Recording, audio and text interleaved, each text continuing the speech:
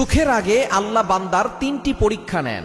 আপনারা যখন দেখবেন যে তিনটি পরীক্ষা আসছে, মনে করবেন যে আপনার কিছুক্ষণ পরেই সুখ আছে, কিছুদিন পরেই আপনার জীবনের স্বস্তি চলে আসতেছে।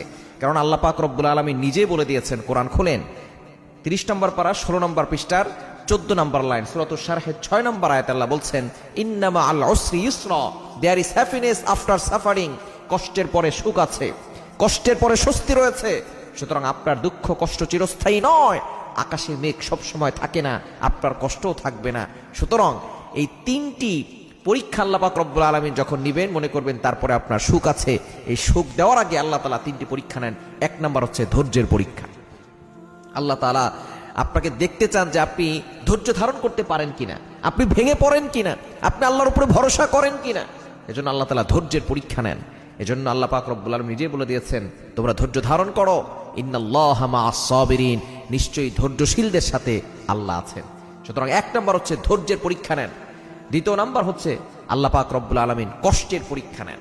আপনাকে আল্লাহ তাআলা বিভিন্নভাবে কষ্ট দিবেন। এই কষ্টে পড়লে আপনি হতাশ হয়ে যাবেন না। আল্লাহ তাআলা দেখতে চান যে বান্দা কষ্টে পড়লে আমি আল্লাহকে ভুলে যাই কিনা, আমি আল্লাহকে স্মরণ করে কিনা। এজন্য কষ্টে পড়লে আপনি যখন বিপদে পড়বেন তখন আপনি ভুলে যাবেন না আল্লাহকে, আপনি আল্লাহর কথা স্মরণ করবেন বেশি বেশি। এবং 3 নাম্বার হচ্ছে নিঃসঙ্গ জীবন দান করেন। প্রথমে পরীক্ষা নেন, নিঃসঙ্গ পরীক্ষা। কেউ আপনার পাশে থাকবে না, সকলের দরজা বন্ধ হয়ে যাবে। তখন আল্লাহ তাআলা বুঝতে